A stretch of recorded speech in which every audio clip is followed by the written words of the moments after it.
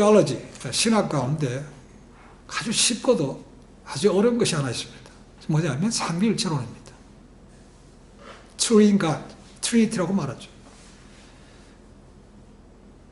하나님이 세 분 계신데 하나라는 겁니다. 그죠? 이상하죠, 그죠? 세 분이 분명히 계세요. 성부 하나님, 성자 하나님, 성령 하나님 세 분이 계신데 그분이 하나라는 겁니다. 그렇다고 해서 몸은 하나인데 머리가 세 개 달린 괴물은 아닙니다. 그죠? 따로 계십니다. 근데 그분이 세 분이 가진 고유한 것들을 다 함께 공유하고 있다는 것이죠. 하나님 아버지가 하시는 것들은 아들도 하고 성령님도 하신다는 겁니다. Mutual indwelling이라고 얘기합니다. 그렇죠? 상호 내주하신다는 거죠. 근데 이게 말로는 잘 설명이 안 됩니다. 인간의 어떤 언어라도 이걸 정확하게 표현하지를 못합니다. 이것 때문에 많은 이단들이 생겼습니다. 가장 사람들이 잘 받아들인 이단 중에 하나가 양태론, 모달리즘이라는 것입니다. 모달리즘. 하나님 한 분밖에 안 계시는 거죠. 그런데 태가 바뀌었다는 겁니다. 구약에서는 성부 하나님으로 존재하셨고 신약에 와서는 아들, 성자로 태어나셨고 성자께서 십자가에 돌아가시고 올라가신 다음에는 성령 하나님으로 바뀌었다는 겁니다. 이건 하나님 하나밖에 없는 거죠. 그렇죠? 세 분 하나님이 아닌 거죠. 그렇죠? 사람들이 받아들이기에는 굉장히 그렇네라고 생각하기 쉽다는 겁니다. 이거 이단입니다. 그리고 유대인들이 하는 것처럼 하나님은 오직 한 분이다. 이것도 조심해야 됩니다. 그렇죠? 몰몬도 그렇게 합니다. 오직 한 분이라는 거죠. 모노이즘이라고 얘기합니다. 모노이즘. 근데 하나님은 한 분이 아니죠. 그래서 세 분이 분명히 계십니다. 근데 한 분이라는 거죠. 그러니까 인간이 가진 어떤 단어로는 이게 설명이 안 되는 겁니다. 그래서 어려운 겁니다. 성경에는 삼일체라는 말이 없습니다. 근데 주님께서 하신 말씀이 그러죠. 아버지가 내 안에, 내가 아버지 안에 계시다. 너희 몸이 하나님이 계시는 성전인 줄 알지 못하느냐. 하나님 아버지가 계시면 성령님이 계시는 것이고 성령 하나님이 계시면 곧 아버지도 예수님도 함께 계신다는 겁니다. 그렇죠? 그래서 성경 안에서 그런 말을 만들어낸 것이죠. 우리 예수님. 그렇다고 해서 하나님 아버지가 제일 높고 둘째가 아들이고 셋째가 성령이다. 계급이 있는 것은 아닙니다. 그렇죠? 뭐가 다른가? 펑션, 하는 역할이 다를 뿐입니다. 하나님 아들 예수님께서 이제 하나님의 아버지의 부름받은 때를 알고 이 땅에 인간의 몸으로 오셨습니다. 그렇죠? 그래서 세상 모든 죄를 지시고 고난받으시고 십자가에 돌아가셨습니다. 근데 장사된 지 4일 만에 다시 살아나셔서 제자들과 함께 40일을 거하시다가 원래 계셨던 하나님 계신 곳으로 올라가셨습니다. 그것이 감람산에서 있었던 사도행전 1장에 나오는 사건입니다. 언젠가는 올라갔던 그대로 만인이 보는 곳에서 다시 오신다고 말씀하셨기 때문에 지금도 많은 사람들이 감람산에 갑니다. 성전, 황금도움이 있는 성전 바로 동편에 있습니다. 높은 곳에서 보면 황금도움이 그냥 보입니다. 자, 예수님께서는 이 땅에 오셔서 아버지의 목적을 이루셨습니다. 그렇죠? 그리고 나면 다시 올라가시는 걸 아시는 거죠. 그리고 올라가시고 나면 이 땅에 남아서 다시 오실 때까지 주님께서 가셨던 그 모든 목적을 행할 사람이 누구겠습니까? 제자들밖에 없죠. 그래서 택할 때부터 신중하게 택하신 것이죠. 그래서 사도 누가는, 의사였던 누가는 뭐라고 얘기합니까? 밤새도록 하나님께 기도하시고 나서 내려오셔서 그 12를 택하셨다고 말씀하고 있습니다. 그만큼 중요한 자들입니다. 그런데 놀랍게도 그 12명은 지극히 평범한 사람들이었다는 거죠. 요즘 얘기하면 금수저, 은수저가 아닙니다. 그렇죠? 배경이 좋은 사람들이 아니에요. 어떻게 보면 지극히 평범하다 못할 수도 있습니다. 그렇죠? 그런 사람들 택하시고 지체 삼으시고 모든 걸 맡기고 가셨다는 거죠. 그러니까 그들이 설령 성경에서 언급이 별로 없다고 할지라도 택함 받을 중요한 제자이기 때문에 우리가 존경할 수 있어야 된다는 거죠. 성경에 아주 이 12제자의 명단 외에는 나오지 않는 사람들이 있습니다. 그렇죠? 알페오의 아들 야곱도 그렇고 사실 셀로 땅이었던 시몬도 그렇습니다. 그리고 오늘 우리가 볼 야고보의 아들 유다도 마찬가지입니다. 성경에 거의 기록이 별로 없습니다. 그런데 하나님께 택하셨다는 겁니다. 자, 뭘 보시고 택하셨는가? 그가 어떤 생활의 사람인가를 우리가 함께 나눠봅니다. 자, 오늘 보시면 야고보의 아들 유다라고 되어 있습니다. 야고보, 제임스입니다. 굉장히 흔한 이름입니다. 야고보. 우리가 아는 대로 잘 아는 야고보가 성경의 시작에 4명 나오죠. 그죠? 예수님의 동생인 야고보가 있습니다. 초대 예루살렘 교회의 리더였습니다. 그리고 그가 기도를 많이 했기 때문에 낙타 무릎이라는 별명을 가졌습니다. 야고보가 있습니다. 그 다음에 요한의 형제 야고보가 있습니다. 가장 먼저 12제자 가운데 뭘 당했습니까? 순교당한 사람이죠. 그 다음에 알페오의 아들 야고보가 있습니다. 흔히 말하는 작은 야고보라고 말합니다. 그리고 네 번째 오늘 유다의 아버지 야고보가 있습니다. 이게 4개 야고보가 있는 거죠. 굉장히 흔한 이름입니다. 어떻게 흔한 이름인가? 이 야고보라는 이름은 어디에서 나왔습니까? 제이콥, 야곱에서 나왔습니다. 구약의 야고보. 12지파의 조상이 야곱이죠. 야곱입니다. 뜻은 뭡니까? 발꿈치를 붙들고 나온다.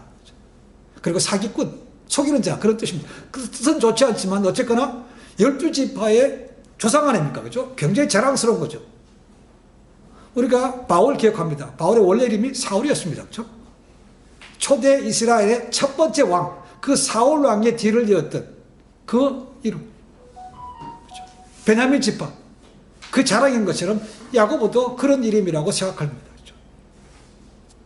자, 그러면 유다라는 이름의 뜻이 뭔가? 여호와께서 인도하신다, 찬양한다, 이런 좋은 뜻이 들어있습니다. 근데 이 유다라는 이름이 그 의미적으로는 좋지만 사람들에게 부정적인 이미지로 들었기 때문에 잘 쓰기를 원치 않습니다. 누구 때문에 그렇습니까? 예수님을 팔 가룟 유다 때문에 그렇다는 거죠. 그래서 유다란 말을 잘 쓰지 않는 이유가 바로 거기에 있습니다. 그래서 사도 요한은 요한복음 14장 22절에서 뭐라고 하는가? 이 야고보의 아들을 뭐라고 표현하고 있는가? 가룟이 아닌 유다라고 표현하고 있습니다. 구별하고 있다는 겁니다. 가룟 말고 야고보의 아들 유다 이렇게 구별했다는 거죠. 자, 그러면 이 야고보가 다른 복음서에서는 어떤 이름으로 되어 있는가? 똑같이 야고보의 아들 유다라고 되어 있는가?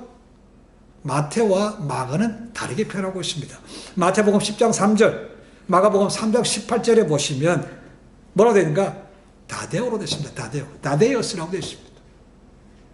이 다데오라는 뜻은 찬양이라는 뜻의 도다에서 나왔다는 얘기가 있고, 또 하나는 다른 의미로 사랑받는 자라는 의미가 따로 있습니다.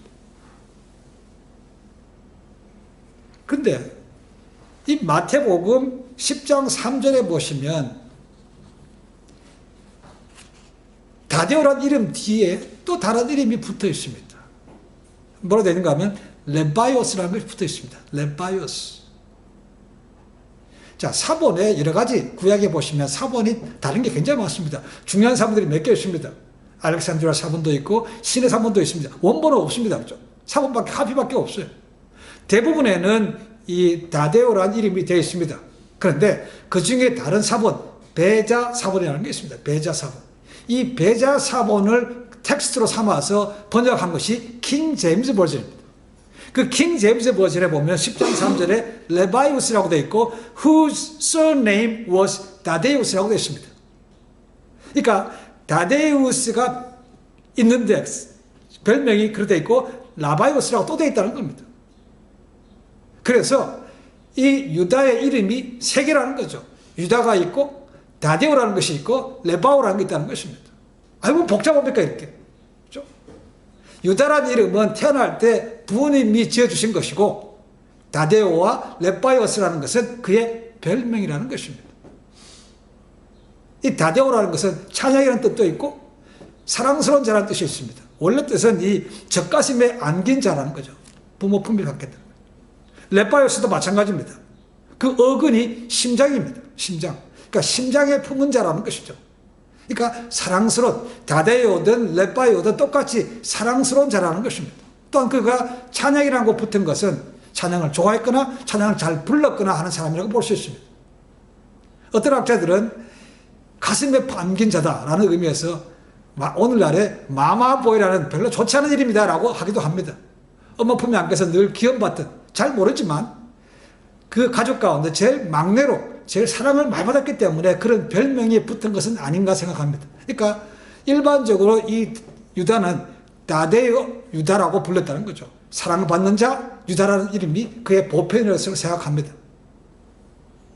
그만큼 사람들에게 사랑을 받았고 사랑을 주는 좀 유순한 자, 마보와 같은 그런 제자였다고 볼 수가 있습니다. 그런데 헬라어 원문을 찾아보니까 이렇게 되어 있습니다. 유다 야코본이라고 되어 있습니다. 유다 야코본. 유다와 야고보라는 두 개밖에 없어요.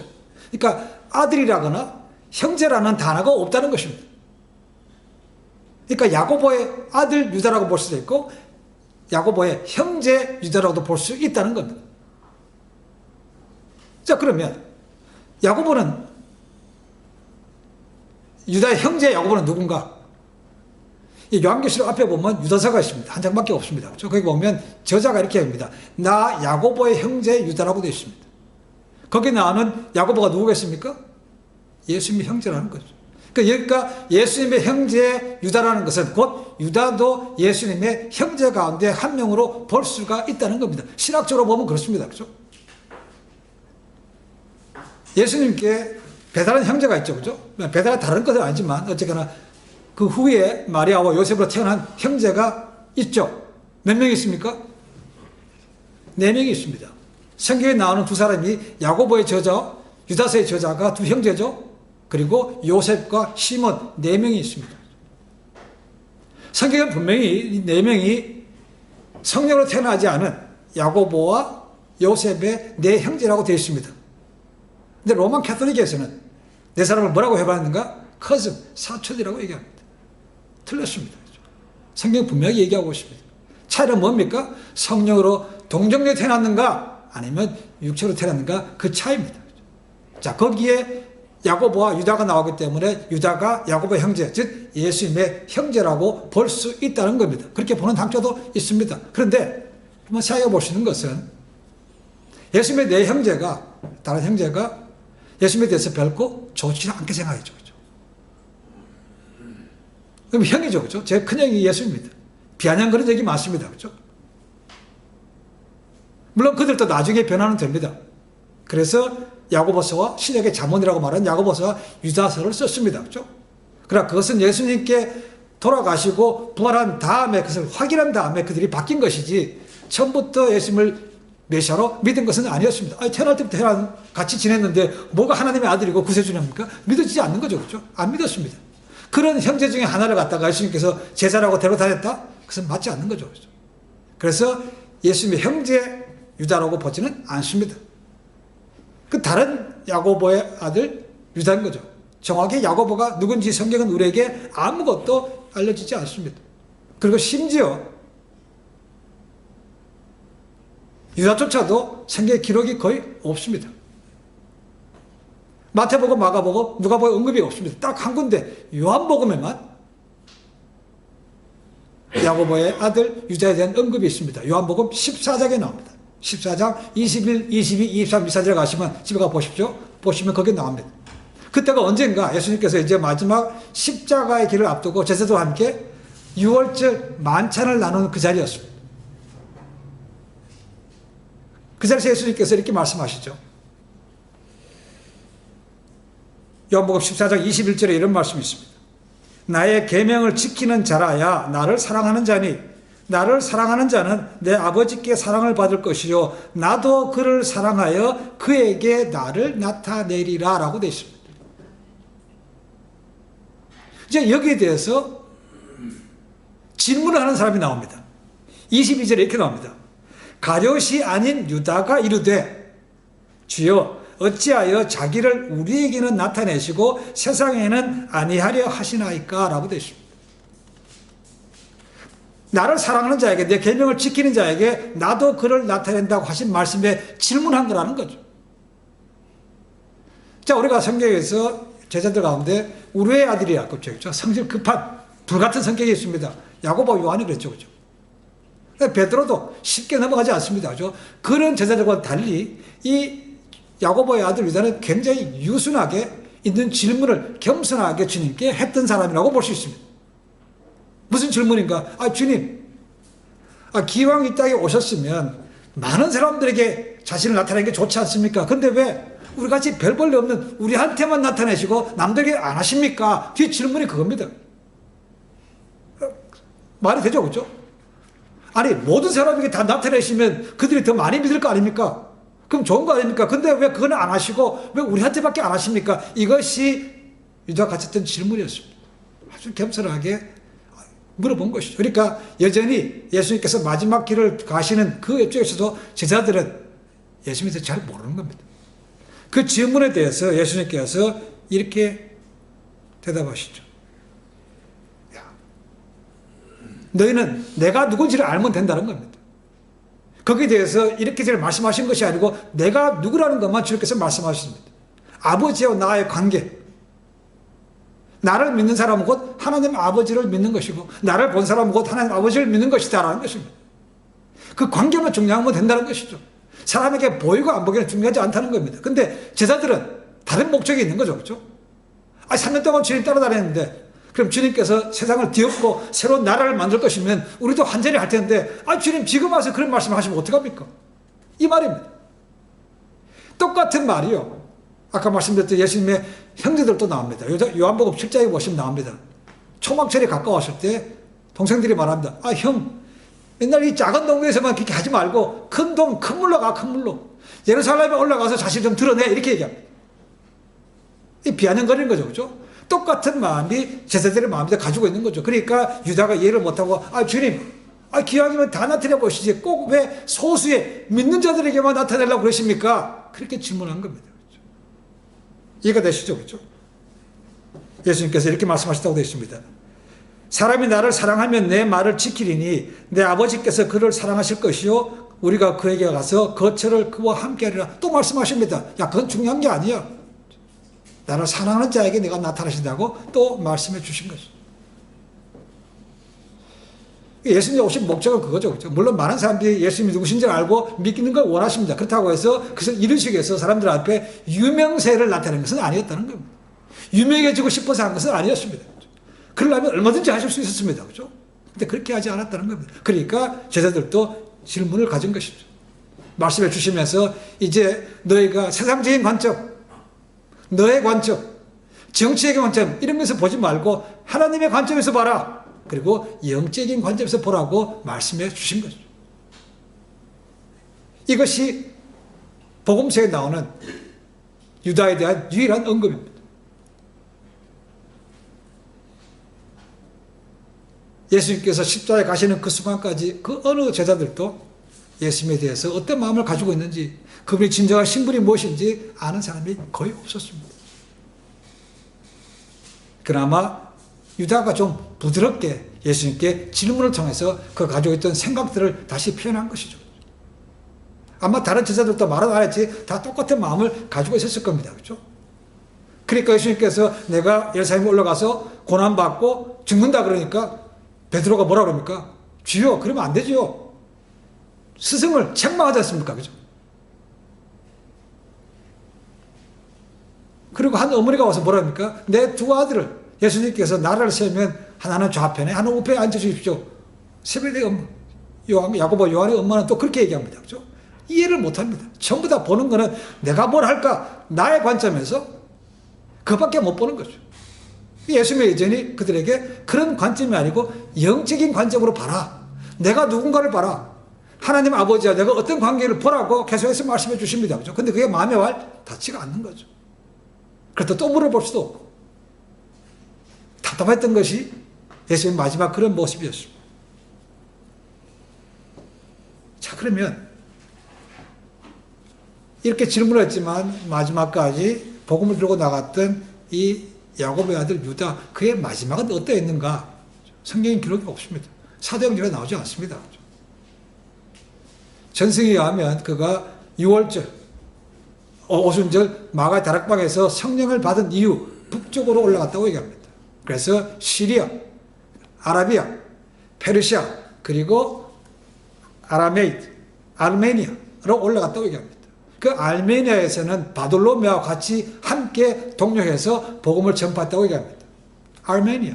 이 아르메니아가 요즘 얘기하면 에덴 동산이 시작된 곳이라고도 하는 곳이 거기입니다. 아르메니아. 이 아르메니아가 AD 301년에 이디오피아처럼 기독교가 거의 국교에 가깝게 됩니다. 아주 복음이 많이 전파됐다는 거죠.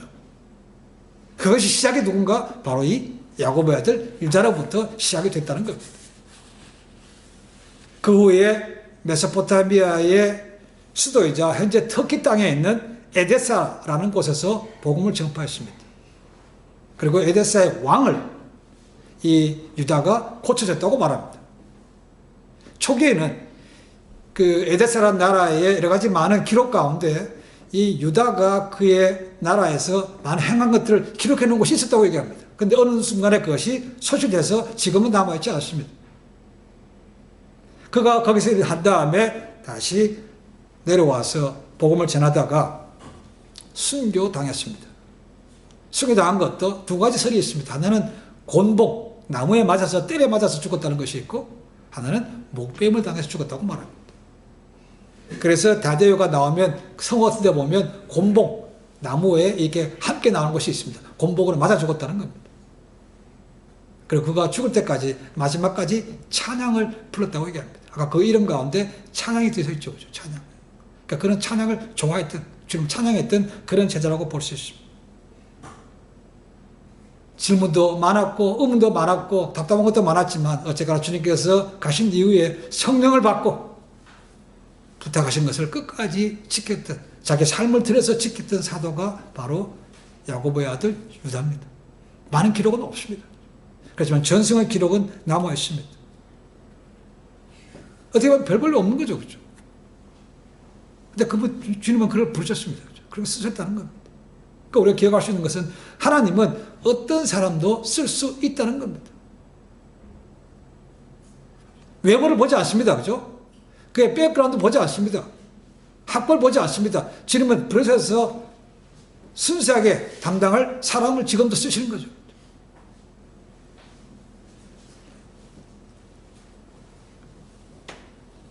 AD 79년 8월 24일 오후 1시에 로마 남쪽에 있는 나폴리 섬에 있는 곳에서 마운튼 베스비우스라는 산에서 화산이 폭발했습니다.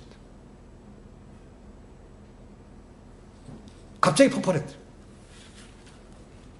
어마어마하게 폭발했습니다. 그 폭발로 인해서 여파가 많죠. 지진도 생겼고 화산재가 엄청났다고 해요. 그리고 화산이 폭발함을 통해서 용암도 흘러내렸고 그냥 순식간에 묻힌 겁니다. 그것이 어디입니까? 그죠? 폼페이입니다. 폼페이. 운 좋게 도망친 사람도 있지만 그냥 엄한 사람들은 그냥 파묻혔습니다. 순식간에. 우리가 화산을 하면 그냥 용암만 생각하는데 그렇지 않습니다. 어마어마한 것이 화산재입니다. 화산재. 그리고 열도 엄청납니다. 이 연구 사람들 도대체 얼마나 이 사람들이 어떻게 죽었는가 찾아보면요. 대부분 다 질식사 하거나 열에 뒤어서 죽었다고 얘기합니다. 이 베스바누스 산에서 폭발한 그때 열기가 어느 정도인가 히로시마에 원자폭탄이 떨어졌습니다. 그죠? 그때 기온이 500도까지 올라갔다고 얘기합니다. 500도. 주변 기온이.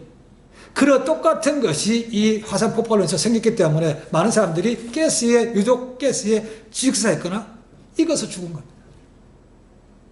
15분 만에 폼페이가 초토화됐습니다. 그리고 폼페이 시의 10%, 인구의 10%인 2,000명이 죽었다고 말하고 있습니다. AD 79년입니다.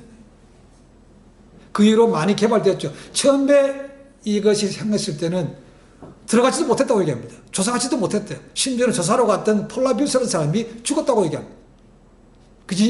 여전히 그런 기온과 냄새 때문에 조사로 간 사람이 죽었다고 얘기합니다. 그래서 그 사건을 로마에서 덮었습니다. 그러다가 다시 이 폼페이가 정면에 드러난 것이 1592년입니다.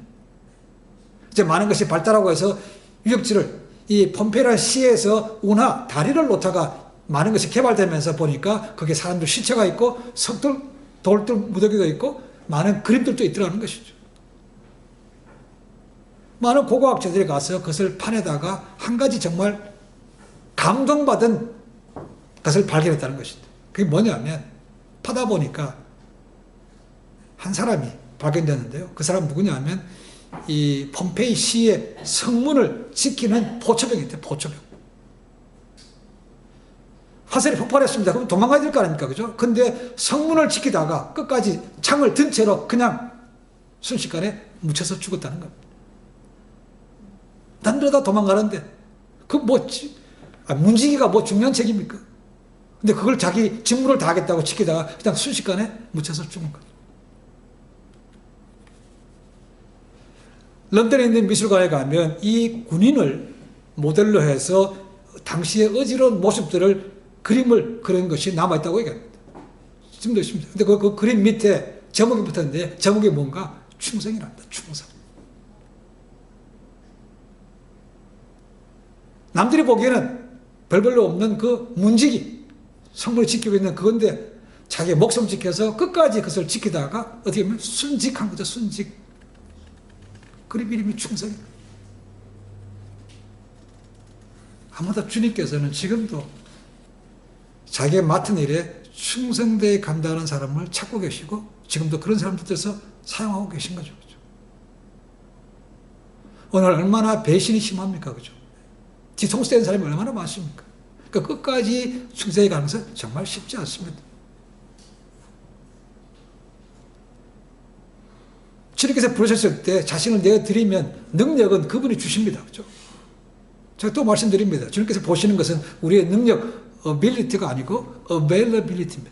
내 자신을 내드릴 수 있는 것입니다. 그리고 주어진 일이 어떤 것인지 간에 충성하면 하나님께서 그를 통해서 놀라운 일을 하실 것이고 하나님께서 영광 받으시는 거죠. 우리 때로는 그렇습니다. 하나님 이렇게 쫀쫀한 것 같다가 내가 해야 됩니까? 시시한 것 같다가 나 이런 사람인데 이렇게 생각할 때가 많다는 것이죠. 그렇지 않습니다. 화장 청소를 하든 부엌에서 설거지를 하든 바깥에서 청소를 하든 하찮은 것입니다. 그렇죠? 그러나 주님은 그런 것을 하찮게 보지 않으신다는 겁니다. 사도 바울이 고린도 교회에게 주신 말씀이 이런 것이 있습니다. 고린도전서 4장 1절 2절에 한번 읽어보겠습니다.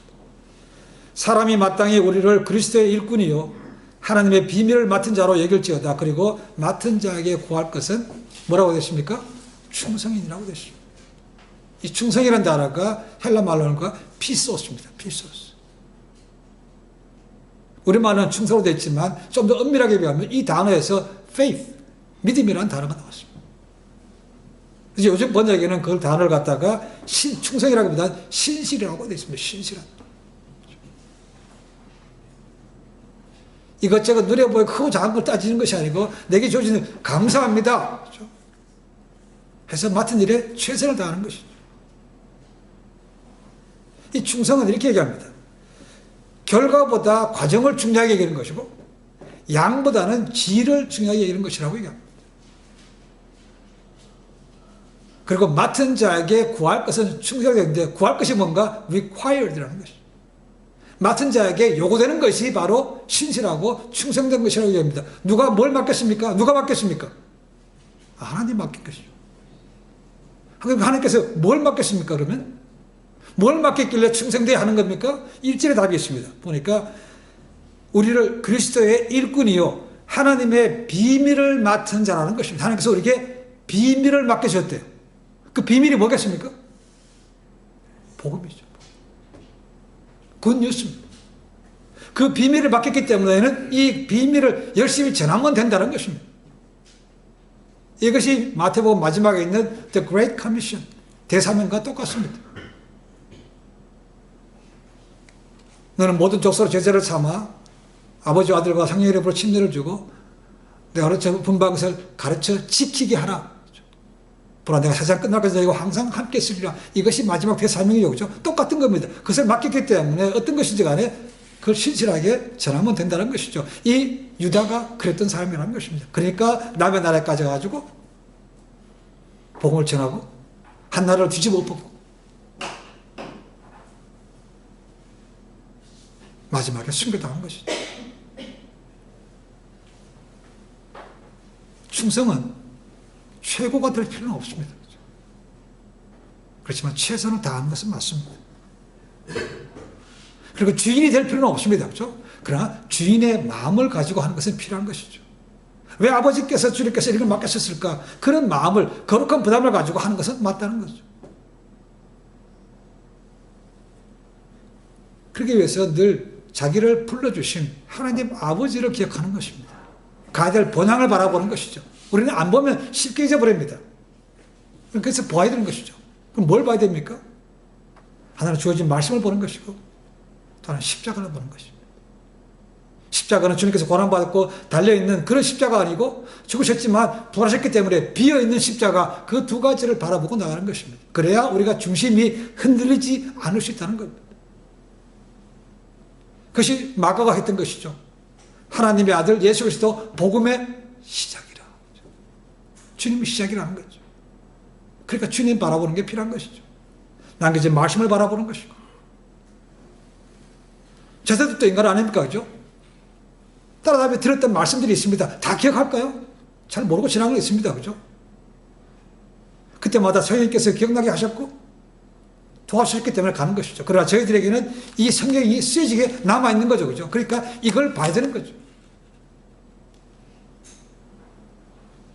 그리고 십자가를 묵상할 때 내게 맡겨진 것이 있구나 기억하고 내가 충성할 수 있다는 겁니다. 여러분 쉽습니까? 쉽지 않죠.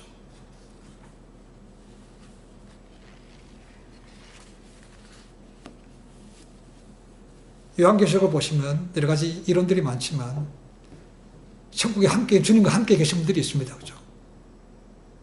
그분들이 누군가? 순교당한 사람들입니다. 아버지 어느 때까지 우리를 이렇게 똑같이 저들을 내버려 두겠습니까? 죽을 때까지 내버려 두겠습니까? 이게 얘기합니다. 그죠? 급이 다릅니다. 순교당한 사람하고 우리같이 어영부영한 사람하고 급이 다른 거죠. 그죠? 거기에 큰 상급 받을 사람이 마지막에 천년왕국 때 주님과 함께 왕노릇 할 사람들입니다. 거기에 위에서 내려오는 사람들이 있고 이 땅에 사는 사람들이 있습니다. 이 땅에 사는 사람들은 환난을 통과해서 겨우 환난 통과해서 믿음이 생긴 사람들이고 순교당해서 믿음이 크게 사람들은 그때는 위에서부터 밑으로 내려와서 왕노릇 하는 것입니다. 차이가 있습니다. 구원은 받을지언정 차별은 다른 것이죠.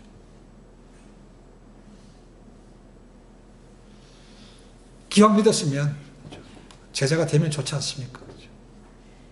아버지께서 기뻐하는 아들, 딸이 되면 좋지 않습니까? 그리고 하나님은 우리 중심 보시기 때문에 순수하고 충성되게 감당할 사람, 가룟유다와 같이 배신할 사람이 아니고, 그죠? 근데 놀랍게도 성경 마지막에 보시면 주님 보시기 전에 뭐 같다고 그랬습니까? 배신하는 것이 분명히 있다고 얘기합니다. 교회 안에 다 붙어 있습니다. 교회 나가서 예배 드립니다. 그죠? 그러나 전무무보한 7년 대환란이 생기면 모른다고 배신할 사람들이 많다는 겁니다. 근데 그게 마지막 때가 왔다는 것을 확실하게 보여준다고 얘기하고 있습니다. 지금 우리는 나는 설마 그럴 리 없습니다 라고 큰 소리 칠 수 있습니다. 그죠? 모릅니다. 먹고 살기 힘들어지면 모릅니다. 분명히 얘기하죠. 그죠? 짐승의 표를 안 받으면, 적그리스도에게 경배하지 않으면 표를 못 받아요. 그러면 뭐가 안 됩니까? 매매가 안 돼요. 먹고 살기 어려워진다는 얘기입니다. 특히 사업하는 사람들. 그래서 그걸 바라보고 요즘 농사 짓고 작업자족하는 사람들이 꽤 많이 늘었습니다. 그걸 예비한다는 겁니다. 대비한다. 농사 지어서. 지금도 농산물값이 많이 올라가잖아요. 그죠? 농사 짓는 걸 그건 나쁜 게 아닙니다.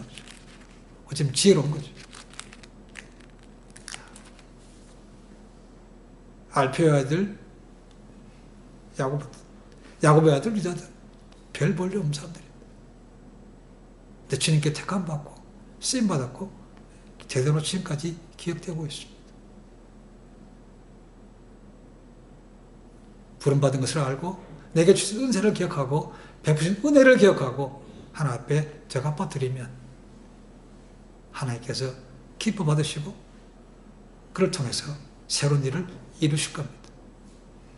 우리도 그와 같은 자가 되면 주님께서 언제 오시더라도 또 우리가 언제 부름받아 가더라도 두렵지 않은 삶이 될 걸로 믿습니다. 우리에게 주어진 일을 충성되게 감당하고 주님을 기쁘게 드린 주님의 제자로 거듭나기를 주님을 간절히 축원해 드립니다. 기도하겠습니다.